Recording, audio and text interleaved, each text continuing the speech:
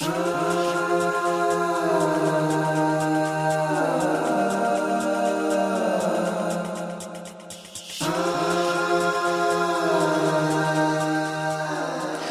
everybody, to Tammy Tuesday's podcast of Life, Love, and Purpose. We're happy you're here today. I have an amazing guest. I'm very excited to introduce her. She is a world-renowned speaker and writer all about purpose, which all of you know is a huge thing of mine as well. Carey Conley, welcome. Thank you for being here. Thank you. I'm thrilled to be here. This is fun. Good. Yeah. I think there's a lot of alignment between our missions here, which I love. And you know, like we were just talking about Letitia Fry. Yes. Dear friend of both of us. She had mentioned you. And when I reached out, you, of course, obliged and we're happy to be here. And you, from what I gather from you, because we don't know each other well, I think that will change. But I love what you are all about. You have been through some very sensitive, tough, traumatic things in life, and you have handled them with grace and have changed them into things of beauty. And I think that that's amazing. Thank you. And I'm grateful that you share your story, and I'm hoping that you'll share with our listeners and those who are watching a little bit about that. So I would love to kind of dive into a little bit of your story, because you have a big one. Yeah. So tell us a little bit about yourself, some background, and some of the things that have happened in your life that have moved you into what you're doing now. Yeah. I don't know how far back you want me to go, but I have been speaking on the topic of vision and purpose for a little over 30 years, unofficially. When I was in my late 20s, my first mentor entered my life, and it was at a time that I was doing the 9-to-5 gig and wasn't loving it. And she was the first person in my life that ever said to me, you know, you can create your life to look like whatever you want. You just have to get really clear on what that is. Right. And so I took a day off of work and with a legal pad of paper. Where was this? Where are you from originally? Colorado. Okay. I wrote out in great detail what I wanted my life to look like. My relationship with my husband, where we were living, our lifestyle, what kind of mom I wanted to be when we started having kids. And then I started noodling a bunch of ideas about being able to have my own business. Right. And not knowing what that was going to be. But, you know, this was way over 40 years ago. I started manifesting without knowing what manifesting was. Right. Wow. So that's big. I know. Now I know what happened that day is that when I got clear on that, God went, okay. So a couple of years later, we had our son and I was pregnant with our daughter. And I was introduced to the industry of network marketing. So I stepped all into that with a company called Arbonne, which most people know. Oh, I know Arbonne. Yeah. I actually sold Arbonne for a minute. Is that right? I did. I stepped all in, Tammy, because it checked all the boxes of what I said I wanted, right? Right. And so while I was raising my kids, I moved up the ranks of the company and built a really big team. And one of the things I had to teach all these women was why they needed to have a really powerful vision. Because I knew that if they didn't have a big enough why, they were going to quit. Right. And most of them do. Yeah. So fast forward 20 years later, I decided when our kids went off to college that I wanted to start doing it publicly.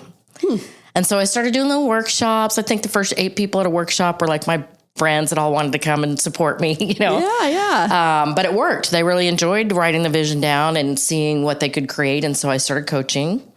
And then I started speaking on it. And then I wrote a workbook called Vision is Victory. And that was all unfolding. So did you always have an idea at that time when you were starting to share this and teach this? Yeah. Were you recognizing your own power of manifestation through all this? Well, you know, I didn't learn about manifesting until last 10 years maybe. Right. So all I knew is that what I wrote that day was very authentic for me, and it inspired me. I got very excited about it. And that's one of the reasons why I teach people to do it, because without it, they lose their mojo really easily. Well, right? Yeah. Well, it's funny because people say when you put the word vision, literally people build vision boards and they do this because it creates that vision of what you want. Right. And suddenly these things appear in your life. Yeah. So as you were having these conversations and teaching these to the people that were after that, clearly it was starting to just unfold Yeah. in front of you and them. Right. So 2 things. One, when I wrote out that first vision when I was 28, on the last line of one of the pieces of paper, for the first time ever, out of my head, I wrote that someday I wanted to be known for teaching vision and goal setting to other people. Didn't know what it looked Right. like, but you knew that's what you wanted to do. Yeah. So that's the first thing I want to say about that. The second thing I want to say is that the difference between just having a vision board and then letting it manifest is I teach people how to put action behind it. Mm-hmm. Right? Because otherwise it just becomes a someday plan. Right. Yeah. Activate it. Yes. So once I had my vision and Arbonne was the first vehicle that showed up for me, I then learned, okay, how do I follow the steps to make this work the way I want it to work? And so I started setting goals with timelines on it. So Nice. that's the missing key for most people is that they'll put it out there, but they won't put dates on things. Right. Yeah, it's Now true. it's becomes real, right? So it just kind of grew, and I started coaching a lot of entrepreneurs. And then during that time, unfortunately, my husband passed from suicide in 2014. Can we talk about that? Sure. So what was going on at the time? And the reason I ask you that, and I know you expected to talk about this is a big part of your story. Yeah. And I'm sorry, by the way. I'm so sorry. You've been through, like I said, you've been through a lot. Yeah. And I know that's just part of the story, but mental health is something that people don't talk about as much as I feel that it should be. Right. So that's not something I shy away from. Right. So having said that, in your mind, having experienced that, what did that look like? What was the whole picture? Because there was clearly things that were going on that were leading up to what happened. Can you talk about that a little bit? Hindsight is always 20/20, and people always tell me, did you see it, ask, did you see it coming? What were the signs? My husband, at the time that our kids left for college, he'd been with the same company for well over 25 years and had done really, really well. But a lot was going on. I think his identity was really being rocked with us being empty nesters. How old was he? 50, would have been 51. Okay. Is that right? Yeah, because this was almost 10 years ago now. So, so the other thing that was happening is that his company was going through a merger. Okay. And what he was really concerned about, really consumed with, was what was going to happen in the merger.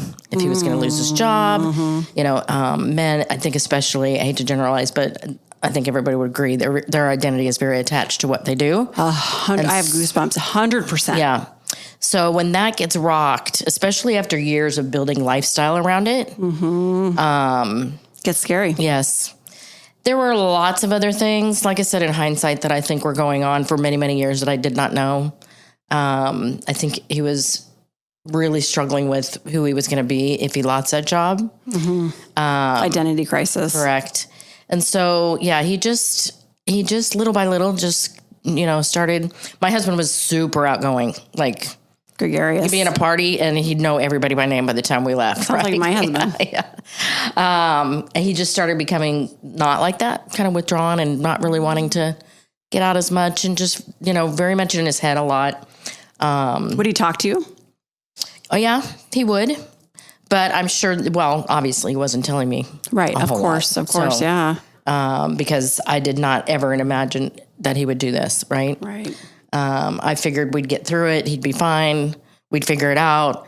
I told him, I don't care if you want to go drive a school bus for the rest of your life. Right. I just want you to be happy. And, but he just cannot get past it. He was just in a funk. Yeah. So, at the time, our son, my husband passed on July 2nd, 2014. May of that year, my son had just graduated from high school. And he and 4 of his best friends took a 5-week trip around Asia. So he was on the other side of the world. My daughter was still in college for the summer, and so it was just the 2 of us. And I think that during that time was when it really started getting to him. And so I know that during that time he was starting to plan out what he was going to do because he waited until our son got home the night of July 1st and then left the house the next morning and shot himself. Oh, my gosh. So, I was at a radio station and got a phone call from the police saying, hey, we're trying to find you. And I was like, okay. You knew. You knew. Just the whole time I'm driving home, I was like, please, please, please. So, Carey. Yeah. So, yeah, we went into, complete shock, obviously. Total blur for weeks. I cannot imagine. Yeah.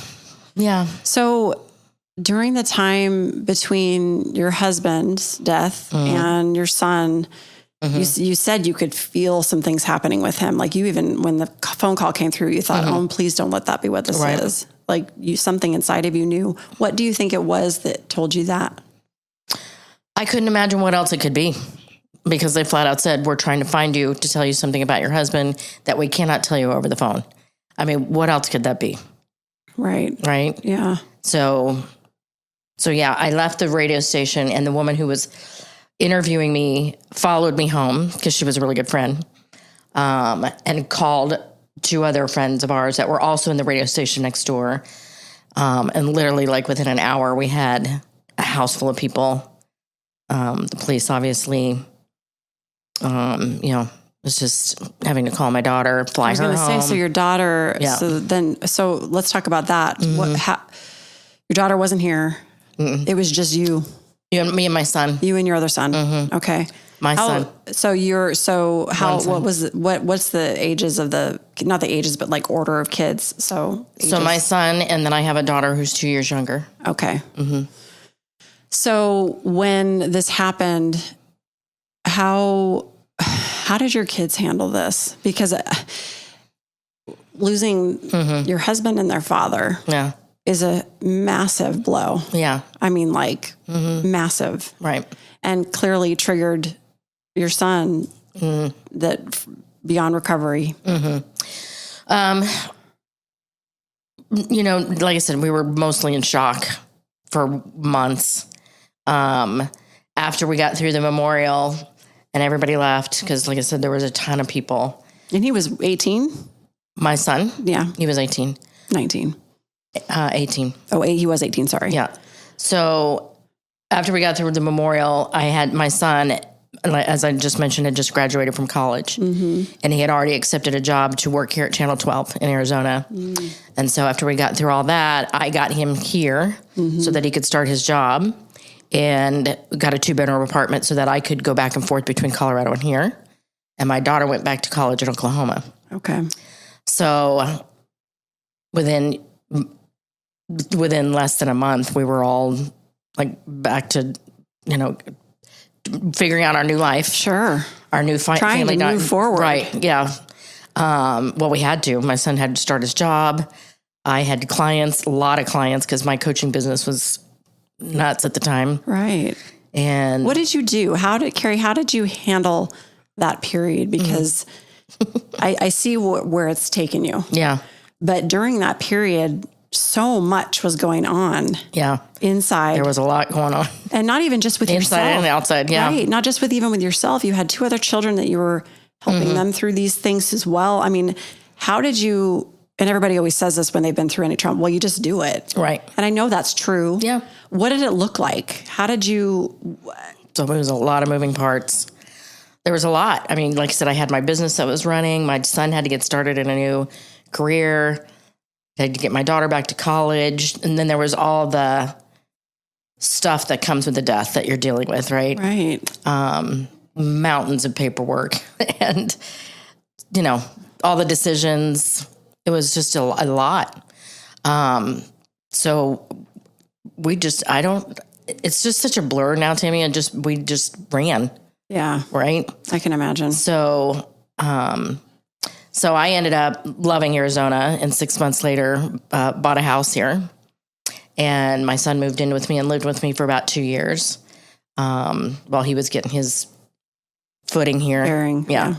And then my daughter graduated from college, and my son bought his own condo and moved into his own condo in 2016. And was doing really, really well at Channel 12, but not loving it, the job. He was a part of a team that was brand new at the time that they brought into the station, that were all young, that they were managing all the social media marketing. Right. Okay. Yeah. So he was behind a computer a lot. Oh. And not where he belonged. right? Was he like his dad? Yes and no. He was not as much of a talker as my husband. Mm-hmm. He was a lot more, he would process things, right? Right. He didn't need to talk unless he needed to talk, but he was very outgoing in a sense of loved being with his friends. We loved having people come and stay with us. Yeah. So he loved being around people. Yes. Yeah. So, a couple months before his passing, he just started getting to where he was just, I can't do this job anymore, being very anxious about that, worried about leaving a good job, because the pressure on our young adults right now is immense. It's nuts. I know. That's huge. Let's yes. talk about that for just a second, because I 100% agree with you. Yeah. The pressure Yeah. of life on people today Yeah. is why we are where we're at. Right. I mean, it's an epidemic Yep. that's creating severe mental illness and stress and suicide. Yeah. Yeah. I mean, it's the statistics are, crazy and jumping, unfortunately, especially in men my son's age. At this point, he was about 25.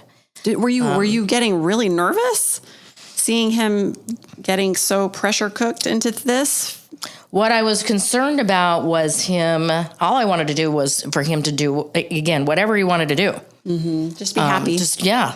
So we had made the decision together that he was going to go into Channel 12 and let them know that he was leaving. And he had kind of already given them heads up that he was trying to work through some things, and they were really good about that. Very good about that. And so he moved back in with me for a couple of days so that we were sorting through everything. Mm-hmm. And he was just having a really hard time making this decision. And that the morning that he passed, we drove together and I went to a networking event, and he was supposed to go into the office and let his boss know what happened and come back and get me. Well, he never came back. Oh my gosh. So I got in an Uber and started calling people because now I'm worried, beyond worried. I'm freaked out. I'm sure. Because he had taken my car. It's a Mercedes, so it has a locator on it. Okay. So I could track down the car to his condo. And I called a friend. I said, I need you to take me there. We need to call the police. So by the time we got there, the police had already gotten in and found him. So, wow. Yeah. Yeah. The thing that disturbs me the most, this is one of the things Letitia and I talked about, is that there's just nobody wants to talk about this. Right. You're making me cry. Nobody wants to talk about it. And it's so real. And it happens every day. Right. And there's just no safe space for these people to manage. Right. Yeah. I'm grateful that you can talk about this because it's so needed. Yeah. The awareness around this. Yeah. Well, it's like I said, it's epidemic, and especially in this age group. So, so this has now been 6 years since Cole's now been gone. And after his passing, again, here come all the people. Mm-hmm. And people flew in from Colorado. I mean, it was just nuts. Channel 12 did a huge thing for him and had the memorial service, celebration of life. Mm-hmm. And once again, had to get my daughter back to college. Right. Well, actually, she was out of college at this point, but living in Oklahoma with her fiance. And I went back with her and stayed with them for a little while. So I still had clients. I know. So I still needed to fulfill that. Show up. Yeah. But I stopped doing all the other things I was doing, all the speaking, all the networking. Well, you had to. Yeah, I mean, at some point you have to say, I can't do all this. I couldn't. Yeah. Because after you've been through something like this twice. Right. And it's very public, because I was very public. Right. How was that about being public with this? Because you couldn't hide. Right. Well, we chose to share this because we knew there was a mission here. Mm-hmm. And as a speaker, it became a part of my speech. Mm-hmm. And lots of things. So my daughter and I co-authored a book together in 2019. I love that. Called Keep Looking Up. I should have brought you one. Oh, I will bring you one. okay. And in the book, Tammy, we tell our story, but we go through 11 chapters of what we learned in the journey. Mm-hmm. And one of the things we learned was to give people a whole lot of grace and mercy. Because what happened is grace and mercy. Grace and mercy. Because the people that we thought were going to be the biggest supporters stuck by us weren't.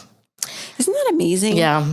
Everybody says that, but when it really when you really see it and you're like, wow, this is real. Yeah. And it's just because they just couldn't deal. That's what I'm saying. It's not necessarily. It's not intentional. They just don't know what to do. Exactly. And then there have been people who have stuck by us that, it's been interesting to see. I'm sure it has. And especially after my husband passed, because we grew up in a neighborhood, we raised our kids in a neighborhood that was really tight. Mm-hmm. So me even walking around the neighborhood became a thing. If I went to the grocery store, it became a thing. Yeah, and you're like, I just want to be right, because I need to move through this. People would see me, right, and instantly, they how they get a smile on your face and they go, I know. It became the kind of thing. Yeah, that's not easy to deal with. No. It's not, because you now know, okay, now they're dealing with the shock again. I got to deal with that. So going to Oklahoma was the best thing for us, because we could just kind of hide out there. Mm-hmm. And recover a little bit. Yeah. Yes. And have some privacy. Yeah. Yeah. Wow. So that's where you two wrote the book, when you were out there. Well, actually, a lot of things happened after that. So I came back here. I sold the house. And moved into a really amazing apartment here that I was telling you about, and loved it because it was right in the heart of Scottsdale, where I could walk everywhere and be around people, right? Feel that energy. I continued speaking and coaching. I went in a different direction, and that's when we wrote the book. Okay. Yeah. So, and it was awesome because we took about 6 or 7 months to write it, and we did it with a ghostwriter. So we would talk out a chapter and then she would write it. And we had a huge book launch here. Oh, that's awesome. Cool. Yeah. All the media. It was great. Oh, man. Yeah. So, okay. So after having lost them, I assume you really couldn't not be a spiritual person. Mm-hmm. Yeah. I want to talk about that a little bit, because that's a lot of what we talk about here is spirituality and when people pass on and what that looks like for the people that are still here. Right. What has that looked like for you? So we're Christians, so we have a deep faith. We actually raised our kids in a Christian school. We're very involved in it. And my husband was very involved in the church. I wouldn't say very involved. He taught the little second graders Bible study every year. He loved it.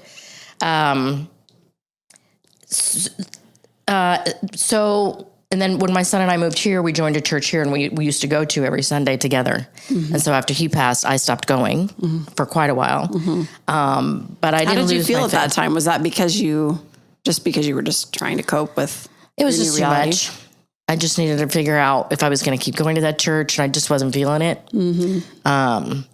So I went inward, and some wild things started happening.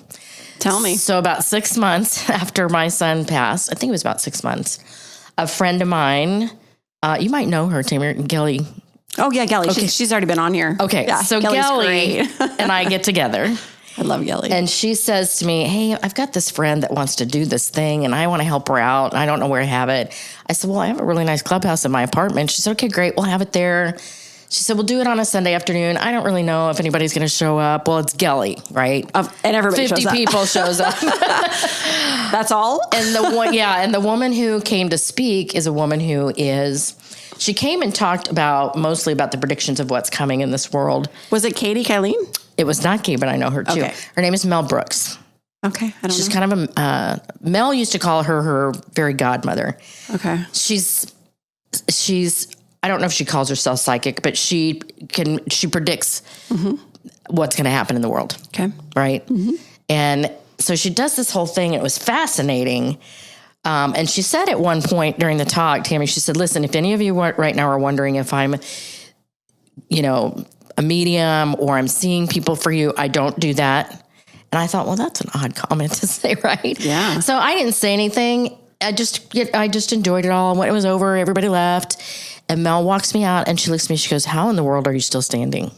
And I was like, I looked at Kelly. I said, what did you tell her? She said, I didn't tell her much. Well, she proceeds to tell me all these things about my husband and my son. Oh, wow. You realize this, right? You realize this, right? I mean, it was the first time anybody had connected me to understanding. I knew they were still with me. My son knew a lot. He knew a lot about that. Oh, really? When my husband passed, he was the one who would remind me, Dad's still here. Wow. Did he have a connection with his dad on the other side? If he did not tell me that. Okay.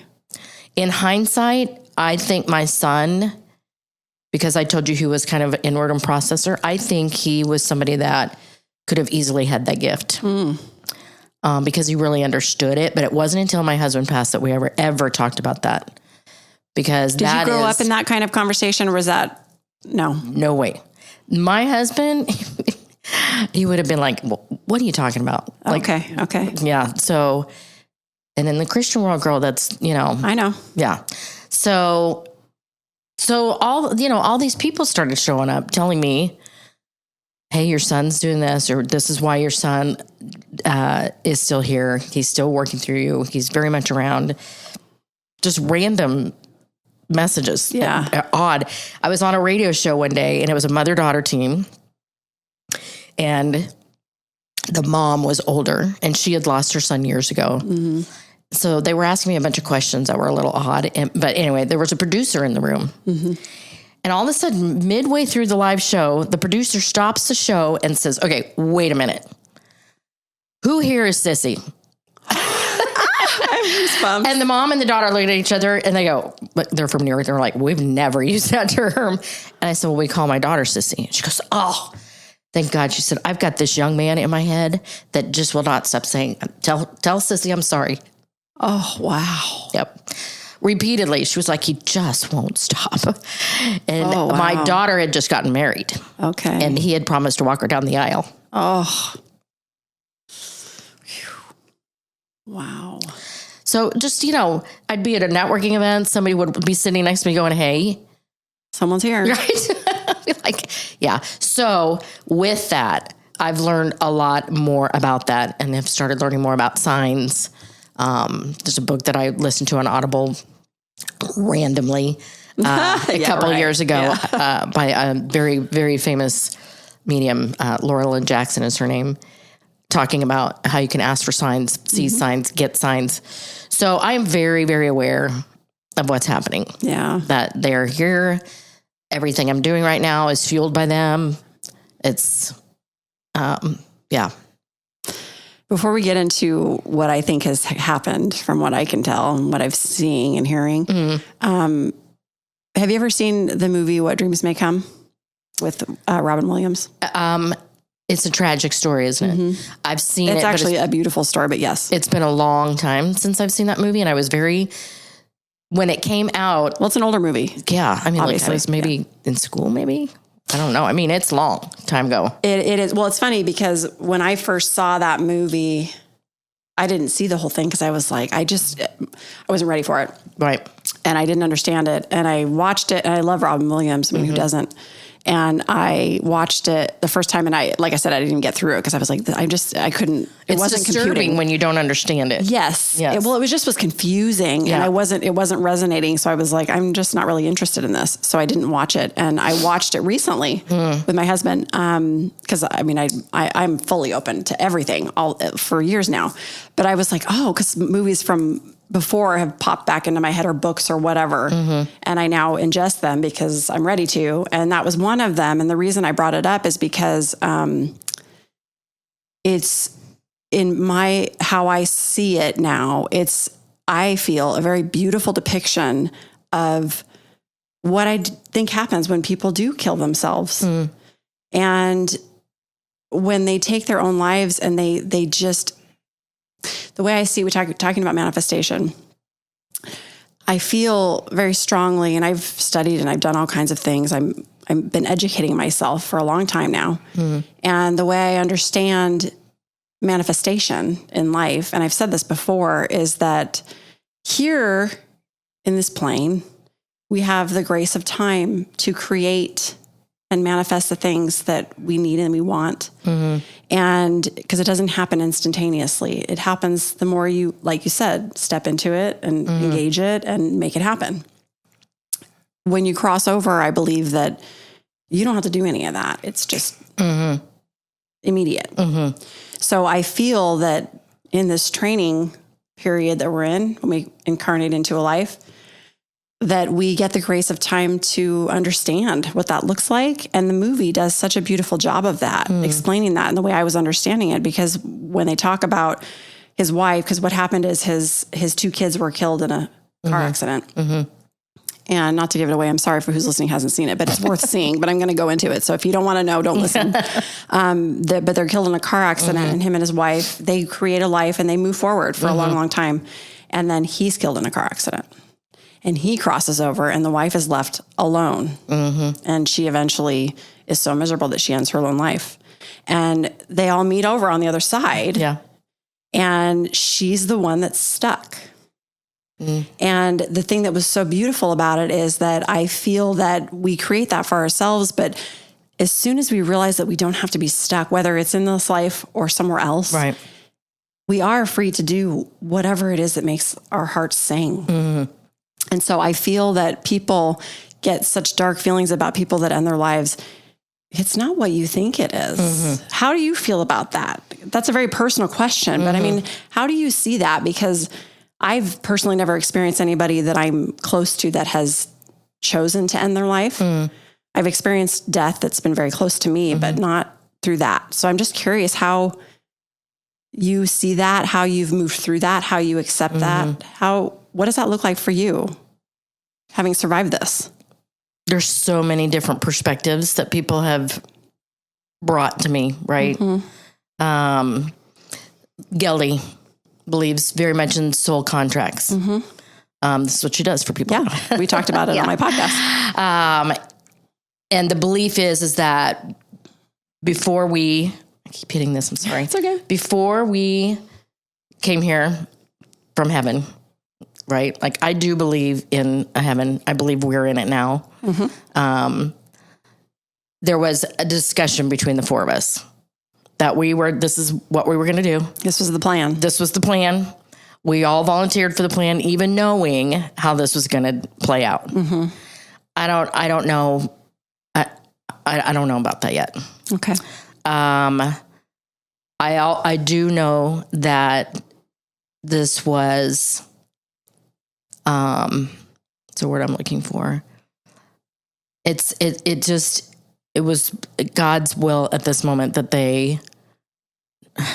I'm not using the right words here, Tammy. What I want to say is that I do know both Ross and Cole were not in their right minds when they made this choice. Clearly, because I do not believe that people, do this to harm other people. It's quite the opposite. They, in the end, believe that this is the best thing for everybody because they don't feel like they're going to get any better. Right. And I do, like you, believe the instant they died, they were free. On the other side. They were free and happy and, not in any more pain. And I hold on to that because that is what keeps me going, is knowing where they are and how they're doing. Yeah. And that I will see them. Right. So it's, to answer your question, it's hard for me to pinpoint one path that I believe in. Well, and things evolve as you age and go through life anyway. I mean, it never stays the same. Right. That's the point. Right. We evolve. Yes. We change. We experience. We learn new things. We feel new things. Yeah. It changes. And that's why it's funny. That was actually one of the conversations Kelly and I had when we were sitting right here that's how I feel today. Right. Tomorrow I might feel differently because I might have a totally different experience that gives me a new understanding of this. Somebody else comes forward and gives me a whole different... Another information. Yeah. There's another woman who's, she lives here in Arizona. Her name is Sue Frederick. Sue is also a numerologist and a medium. Okay. Lots of other things. And she's somebody that I heard her speaking at women's luncheon one day. And when she was done, I was still there because I had a booth there that day. And she had graciously been doing everybody's numbers with their birthdays. So when I was the last one to leave, she said, I want to do your numbers real quick. And so she used my birthday, and then she used my son's, and she was like, girl, we need to talk. Did she know your story? I don't know if she knew my story unless I told her when I sat down and had her do my son's. I was just curious. I probably told her about my son when I asked her to do his numbers. My son's birthday was 11/11. Oh. 91. Okay. So there's a lot around that and a lot around my numbers. And numbers are big. Yeah. There's symbols and signs. She's doing a thing here on Sunday about numerology. Really? I think I'm going to go to that. But I've had Sue do 2 sessions with me. It's been a while and I need to have another one. So when you hire Sue to have a session with her, what she does is spends the night before connecting to your loved ones on the other side. So that when she has her session, she can tell you, here's what the message is right now. And here's where you are in your journey right now. And what your next steps should be. I'd like to connect with her. She's awesome. She's become a very good friend. The thing that I like about what she does and what you just explained, at least from what I can understand from what you said, is that it's not so much about the message to the loved ones to prove that they're actually there. It's how can they help you in your path? And how are they?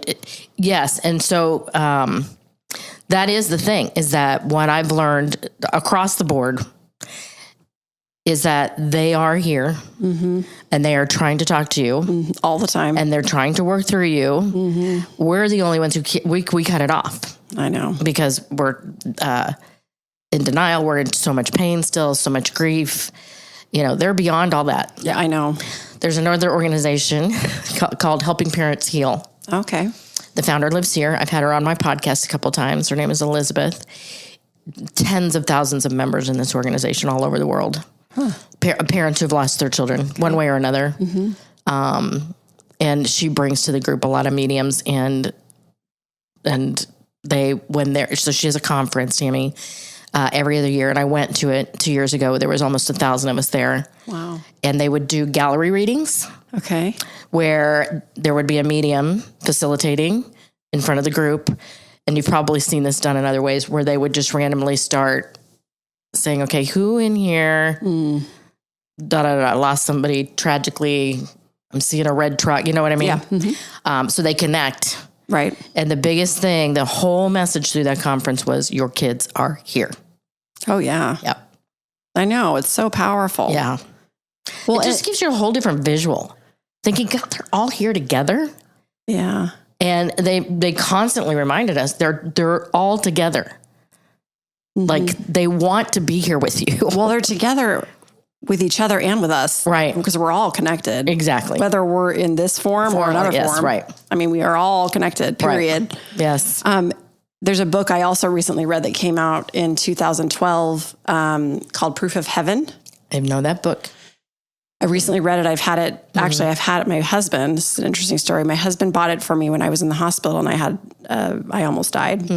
And he bought it for me while I was in the hospital. It just popped out. And of course, he bought it and gave it to me. And as I was going through that whole process, that's a whole nother story. So I won't go into that. But when I've had the book, and I didn't even remember that I had it. I have a whole stack of books that I've had for years and years and years. And I'm slowly going through them now because, you know, I'm ready for them. This is one of the ones recently that I read. I read it in like 3 days. Right. And the thing that I love so much about this book is that it talks about all the things we're discussing right now. But the thing that stuck out the most, especially for people that are unsure and have a hard time having faith in what this really is for all of us. This, you know, he was a neurosurgeon. Yeah. And talks about near-death experience. And even him in his profession thought, okay, brain synapses, whatever, you have these experiences because your brain is firing. Science. They're very scientific. Yes, totally scientific, which is what he believed too. Right. until he had his own experience where his brain was completely shut off and there was no activity going on in his brain. They have proof of that. Right. Yet he had a whole beautiful experience and talks about it. And obviously it changed his life and changed his understanding because he had his own experience. Right. But the reason I bring that up is that it's true. It's really, and I say this all the time, we're all in our own timing and on our own path to really understand why we're here and what this is.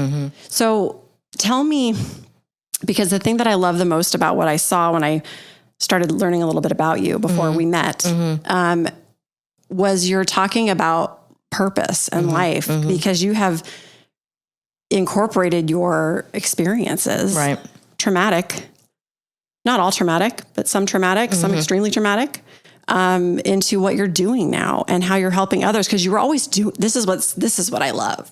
People are already doing what they came here to do in some form. They just have no idea they're doing it. Right. And the second you realize, I've been doing this all along. Right. I just now have an understanding and it looks totally different now for me. Right. Tell me that process for you because you're doing it on a big scale. So explain that a little bit because I love that. And I know that's true for you. Well, as I told you my story, I wrote my vision out in 1928. You look great. I know, don't I? When I was 28 and not knowing, again, what I was doing. And I totally now know that I was totally in a whole different vibration that day, connected to God. God was talking to me. I was just writing, not knowing that was what I was doing. Now I am so clear that was the day the guy went, so here's how this is going down. Yeah. And for the next 30 years, I'm going to be prepping you for what's coming. Right. So all those years in network marketing, hundreds of women that I coached, right? All the people that I've spoken in front of, all the people I've coached outside of Arbonne. I mean, all of this led up to getting me prepared to do this. Because now when I talk and I incorporate my story, the reason I tell this is because I want people to have a vision for their life. Because if they don't, they drift very easily. And that is what's happening to our young adults right now. I agree. Yeah. And I'm really focused on them. The early 20s, early 30s. I have a huge heart for them because they're struggling. They'll be the first to tell you. They are struggling. Yeah. For so many reasons. I mean, the pressure is huge. There's a young man. So I have my podcast, and they have a new intern in the room he's actually in the room with me when I'm recording. He's 21. And in between interviews, I was asking him some questions. I said, so tell me what's going on with your generation right now. And he said, a lot of pressure. He said, a lot of pressure. Money being the biggest one. Relationships, comparison. Thank you, social media. They're scared to death to go in any direction in their life for making the wrong choice. Because they feel like if they go in a direction that's not the right one, they're doomed. They can't make a mistake. Right. Yes, for sure. But the biggest thing he said to me was something I'm going to actually record him the next time I go in. I was going to say, you should have him on the podcast. Yeah. Because he said, we feel like we're entering into a hostile world. Oh, hello. Yes, we are. And I thought, wow, that is so profound. Because that's how they feel right now, especially after COVID. Nothing is, nothing is predictable like it used to be, right? Yep. They were told, and they still are told, go to the right school, get the best grades, be in all the sports. Go, harder. Excel, yep. Go to the right college, get the right degree, get the good job. Check all the boxes. And then they're getting out, like my son, and looking around going, I don't like this. Like, this is not what I thought it was going to be. Right. It's not making me happy. I'm not fulfilled. But they can't, they're scared to death to make any kind of change whatsoever. So if I ask them, when I ask people to write their vision, Tammy, I get them to think 3 years out. And so I get them to date a journal, a piece of paper, 3 years out. And then I ask them to put how old they're going to be. Yeah. I love this. How old their family members are going to be. Okay. Because now they're starting to see, oh, wow. Okay. So they're getting a picture. Right. I'm going to be 30 And what does that What's that going to look like? Yeah. What do I want to be doing? Where do I want to be living? What a gift you're giving these people. They just have never been told that they can do that. I know. And they never think forward like that. If I ask them to think 3 years, a lot of them look at me and go, dude, I don't even know what I'm doing 3 months from now. I don't even know what I'm doing for dinner. 3 days. Yeah. But I get them thinking about that, most especially if they're losing hope, because that's the slippery slope. It is. Well, you know people that have become victim to that. Right. It's so true. So they get so lost. Yeah. And they're very isolated from each other. They're the loneliest generation statistically that we have right now. Well, because electronics have come in the way of them and a human connection. Right. They don't know how to communicate. They're scared to actually tell people how they're really feeling, especially young men.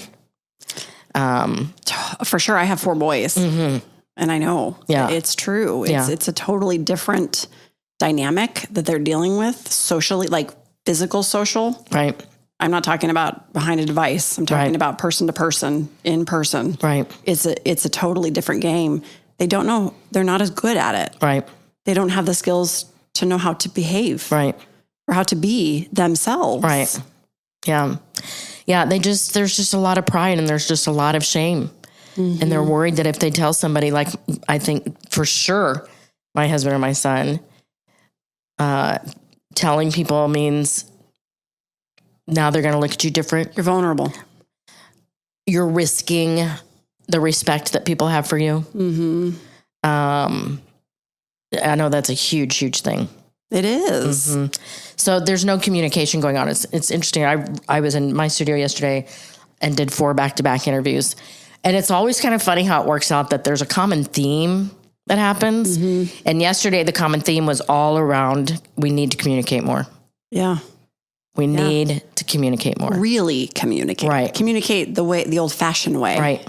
The way we intended when we came here. I need to just talk for a minute.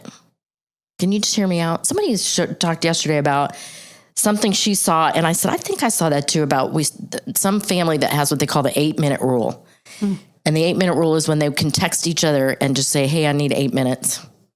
And it's just their way of saying, I need to talk. It's an upfront contract. Like, I'm not going to abuse your time, but I need to talk, and I'm putting time on it. But they're giving each other space. Yes. To actually do that. I love that. So we talked a lot about that yesterday. It was kind of interesting. That's really cool. Yeah. It's so true. We don't, the way, because this is another thing I've talked about before, social media has created an invisible barrier between reality of people. I mean, it's a safe place. You can say even text too. I mean, anything. My husband does a really good job of explaining there's different ways to communicate, and you can use technology to do that. But if you're going to just convey information and it's a quick exchange, sure, shoot a text. I'll be there in 5 minutes. Right. But if you're trying to have a conversation, you need to pick up the phone and talk to somebody. Right. You can't just, because everything is completely miscommunicated on these platforms, whether it's an email. That's why they invented emojis, but that does not cut it. Right. It helps. Right. But it is not real communication. Yeah. It's funny. I have Carey Conley, who I'm friends with. She's going to be, actually, I'm interviewing her next week. She was telling me, well, when I first met her, she would send me text messages and their voice messages. Yeah. She and I do that back and forth. We do. And when that was the first time I had been, I was like, what is that? Yeah. And I listened to her voicemail, and it wasn't a voicemail. Like, you have to go in your voicemail box and listen to the voicemail, which gets forgotten. Just a message. It's in your text thread. Right. And it's literally a message you can play, and I get to hear her voice, her inflection, what she's thinking, how she's feeling. Yep. And I can record back a message and speak to her. And we don't have to commit to a long conversation on the phone. Right. We can still have a quick exchange of information that has meaning behind it. Right. With the inflection of our voice and how we're expressing. Right. And I have made it a point to do that when I communicate with people more than texting. Right. Because there's a huge difference when you can hear somebody speaking to you versus words on a in a space, in a box. I use voice texting a lot. It annoys people some people, because that means that they actually can't just sit and read it while they're listening to something else. That's why I like it. Yeah. You got to pay attention. It's like reading a book. You can't be doing anything else. You're engaged. But I like it for a lot of reasons. Number one, I'm really slow at the texting. Yeah. Because I can't see the darn thing as well as you got to like zoom it out. Right. Big Exactly. And glasses, yeah. And then, if you hit the wrong button, I'm like, okay, I'm over that. And I can do it while I can just, turn it on, say, hey, blah, blah, blah, blah. And then you're done. And it is the voice inflection thing. Like if I want to convey some sort of really heartfelt message or emphasize how grateful I am for something or whatever, Yeah. So yeah, I like the voice text. I do too. And Katie, that's how we communicate. Yeah. I've had a session with her also. Her soul prayers are incredible. Oh my gosh. On my 60th birthday. Oh, I took her soul prayer, the class, Connecting with the Creator, session 1 and 2. Okay. Life-changing. I also went to Delphi. Okay. Incredible life-changing experiences. Okay. Connecting directly with the Creator. And like you said, all of it is communicating with us at all times. In fact, this week I'm going to a conference, another book that I read called God Talks. A man named Ed Rush wrote it. He's going to be on the podcast too in a couple months. But he's going to be in town for this conference. And his whole message, he used to be a Top Gun fighter. Okay. And, he was through that whole experience and through life, he realized that he could actually have a direct connection and communicate, not just to, but hear from. Right. And so his whole premise and what he teaches people, it's a lot like your vision. They're constantly trying to help you. Right. If you would just listen. Right. And ask. Right. Just like, that's why one of the big things I always talk about here is people with all the noise on social media and all of the technology that we have, which is great in many ways, but it hinders us in so many ways to really knowing who we are. Right. And what we're really connected to and where we come from. Right. I mean, it's just powerful. Yeah. So if people can just get quiet and still, all of a sudden you have a direct line with the most powerful communication you could possibly receive. Yeah. With guidance. Yes. And moving into purpose and your vision. I mean, seriously. But you have to slow down in order for that to catch up. And that's the problem. Yes. That's what I'm saying. It's so busy. Right. Especially with the young people we're talking about. It's even harder for them. Yeah. As you get older, it's easier to slow down and you're a little more forgiving of yourself because you're like, I just don't really care anymore what you think. That happens with the age. Well, it does. And experience. Right. I've just learned, like today was a perfect example. I've been out of town for the past 8 days. I got back Monday night and hit the ground running yesterday. I went straight into the studio all day and then a networking event last night. And so you can imagine this morning I woke up going, wow, do I feel overwhelmed right now? Yeah. Because there was a lot I had kind of let sit while I was gone.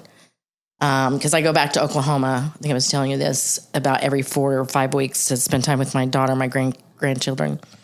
And so when I'm there, I work a little just to get by, but I put a lot of stuff on hold so I can spend time with them. And so I just woke up this morning going, oh my God, I just want to cry. I'm just like overwhelmed. Totally. And so I just went, you know what? I'm just going to go for a really long walk right now and talk to God because I just need to lay it all down. And just go, okay, here's what's happening. I need some clear direction today. I need some signs. I'm just going to take it. I'm just going to follow your lead hour by hour, right? Isn't it so much easier though when you surrender to it? It's so much easier. Hard to do. Hard to make the choice, but once you make the choice, things are easier. And then, life is easier. Yeah. And right after that, this gentleman that I'm now partnering up to help me grow this community for young adults. I'm excited about that. Me too. I've been talking about it for a long time. I just didn't have the right person to help me do that until I met him last fall. He's become a really great friend, and I lean on him a lot, and he's super patient and just a great guy. So, yeah. That's really cool. It's funny, speaking to that and you wanting to help younger generations make this easier for them so they can understand it and be more forgiving. Right. To themselves. Yeah. because that's where it has to start. I mean, yeah, there's going to always be outside noise. It's how are you going to deal with that outside noise? Yeah. And you got to be forgiving of yourself and give yourself grace. Yeah. Which they're just not good at. No. They're just not good at it. They don't know how to do it. They don't have the skill set. So having people that can help them embrace those skill sets that they naturally have, that they just don't know how to access them. Yeah. Huge game changer for them. Life changing. I have such a soft spot for that too. I mean, like I said, I'm raising 4 boys. My oldest is a sophomore in college, and I have a senior in high school, a freshman in high school, and a 5th grader. And watching them in this society that we have today is so interesting. Like what you were saying, the social. Luckily, my husband and I, not luckily, intentionally, my husband and I are very good communicators. That's why we've been married for over 20 years. Yeah. And we communicate with our kids, and therefore they communicate with us and others. So they're good at communication, but it also is not easy, because that's fine. Home life, they're getting that healthy home life, real communication, but it's not like that out there. Right. So you can only just try to help them understand that it doesn't have to change just because you're experiencing that there doesn't mean that you can't stay in that space. It's really challenging for them. Like dating. Yeah. I mean, really dating is a big, when I was 16, I had a boyfriend, and, you know, what I perceive, I don't like to use the word normal because there is no normal, but for me, that was what was normal. And I watched my kids and they're great people, super good looking, attractive in every way. Right. And they're not doing that. Right. And it's just like, what's going on? Yeah. I was talking to somebody I was interviewing yesterday about that, and she was saying, you know, they're just waiting longer and longer to get in relationships. Which is also okay. Yeah. It's just different. Yeah. I think there's a lot there. I do too. Well, I've talked to my kids about this, my older 2. Yeah. And I've said, what is it? And they're very frank, and they say, you know, honestly, well, 2 things I think are going on. They say the girls are really immature. And normally boys are really immature, and they are. I mean, they just are. But they're perceiving girls as immature because everything is needs to be accepted by social media. I mean, it's such a social media world. Sure. So that's how they operate, and they're looking for acceptance and all the things. And how on earth could a teenage kid compete with what's not really real that they're seeing, thinking that they even have a chance to approach that? And it's funny, that's not how they see it to me, because they're like, actually, I have zero interest, because they don't like the pretension and they don't like all that. But it's a real thing. I mean, they think that what these girls are after, which isn't reality, they're not even presenting their own reality, let alone what they want. How are they supposed to approach that in a safe way without feeling instant rejection? Right. It's impossible. Yeah. Yeah, I'm aware of what's happening, and this is why I have such a heart for young men. Yeah. I just really think they're being pulled through the ringer right now in a lot of different ways. It's rough. This whole women empowerment stuff, right? We got going on. Yeah. Which is great. But it also doesn't leave room for a man to be a man. And that is so true. So they don't know what to do with that. Like you're saying, they don't, like, how can I even do anything? You're already saying you can buy your own flowers with the Miley Cyrus song.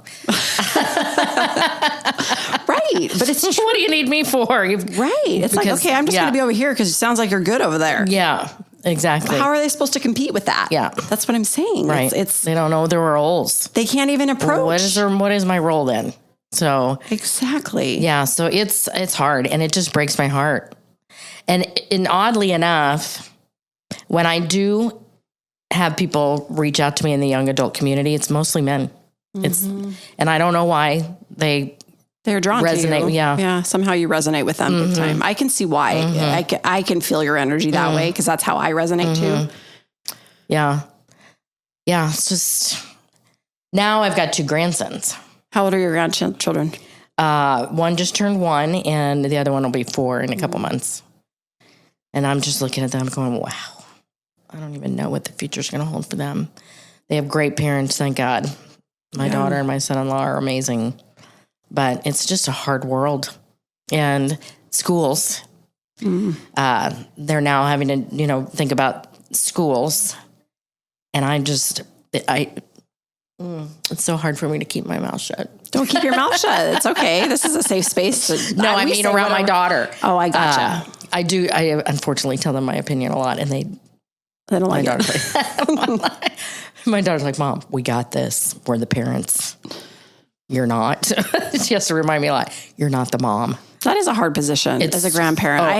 We could do a whole other podcast on that. I'm not there yet, but I can imagine that's got to be really tough. It is. Especially because you know things that, and that's the way it is with kids and parents always. Yeah. Always. That just transcends through. Yeah. I just want to bubble wrap them, take them to some island, homeschool them, Yeah. But you know what? At the end of the day, people are resilient because they are what we are. I mean, we are much bigger than this. Yeah. And as children, we're actually less removed from that. The veil is, it's just right there when we're little. The thing that I'm embracing, and I wish I had been more awake when my children were much younger, because I've always been a very spiritual person and very open, but religion can hinder things. And of course that's part of my history. And so it wasn't as, my understanding was just different. And so now that I have that understanding, like my youngest, who's 11, him and I have really cool conversations. He's seen family come through and we talk about it. He has visions. He'll tell me what's going to happen that day. And it does. He sees things because he's young, and me as his parent can only just empower him to continue to do that. Most children, when they're feeling those things, and this leads to just life in general, right, is that when they can just stay open and remember where they came from, life is easier for them. But our society has shut it off so hardcore that these kids are not free to be who they really are. They're diagnosed as ADHD or, you name it, and they give them a pill for it. It's like, oh my gosh, maybe we should just look at the fact that maybe they know more than you think they do. And so with these kids, I wish, like I said, with all my kids, and they're seeing it now, which is cool too, because they have a deeper understanding of life anyway, because they have their own experiences. But I love parents when they have young children that can recognize that in them, because they are such precious, beautiful souls that came directly from source, that have beautiful, fresh ideas and understandings, and people cut them off at the legs. It's just amazing. And the parents that get it and don't do that, it's like, that's the hope that we have for what could come in the future with these people as they grow and evolve. That's it. You just have to be willing to educate yourself on outside of the box thinking, because it's just not a part of our schooling yet. And it's getting better, definitely not a part of our parenting yet. But I think there are people. I'm a big fan of Dr. Shefali Sabari. You know her? She's been on Oprah, all the things, and she teaches a lot about conscious parenting, being aware of what you say to your kids, not putting your baggage on your kids. First time I heard her talk, I had to pull off the side of the road and write her information down. It was just mind blowing. So I'm so aware of everything they're exposed to, everything that's said to them. It's huge. It forms them into who they're going to become. Well, and they already have trauma by the time they're age 3. So it's like, I'm another fan of Joe Dispenza. Oh yeah. Talks a lot about. Yes. So yeah. And on the same token, being parents. We're going to make mistakes. And we do have baggage. And we also learn in a very different way. And unfortunately, our kids are victim to that sometimes. We need to figure out ourselves from it and just do the best that we can. And that's what you teach your kids. Like the young adults we're talking about. It's okay. Do the best you can. This is tough. Yeah. This existence is tough, and we're here to learn, and we're going to learn. And what are you going to do with it? How much do you want to carry? Yeah. Learn to carry less. Yeah. Because you don't need to carry the bags. Yeah. Put them down. Yeah. You know? Yep. I do. Oh, well, Carey, what is the best way for people to engage with you and get your beautiful knowledge and wisdom in the world? Well, there's a couple ways. Obviously, I have a website. It's just careyconley.com. And when people go to the website, if they want to, I think a thing pops up where they can opt in to be in my weekly newsletter. Nice. And I have the book that I told you, Vision is Victory, my workbook. Mm-hmm. And when I do a podcast like this, I offer that as a free gift to your listeners. Oh, nice. So they can do their vision right now because it's a workbook that walks them through how to do that. Yeah. So it's a downloadable ebook. I'll give you the links for it, but they can text the word victory. Okay. All in caps to 26786. Okay, I'll put all this in the notes at the bottom of the podcast. And that will also land them in my email, but I'm all over Instagram and Facebook, and my podcast is all over the place. It's called Moving Through and Beyond. So I love it. Yeah. This was such a pleasure. Thank you so much for being here. I enjoyed it. It was a great conversation. Yeah. I'm grateful to have exposure to such incredible people in this world. Yeah. It's a gift. It's a blessing. Too. Every day I meet new amazing people like you today. Yeah. So great. Thank you. No, thank you. Thank you all for joining us today. You can find more information, other podcast recordings at TammyTuesday.com. Also on Instagram at TammyTuesdayLife and Facebook as well. We are happy that you joined us today. If you are interested and you enjoy this, please don't forget to subscribe, follow, like, comment, all the things. We're grateful for it. It helps other people find this message that need it. It's a very powerful one today. Yeah. So thank you, sending you all off with tons of love and light. Remember, life, love, purpose, it all begins with you. Peace out.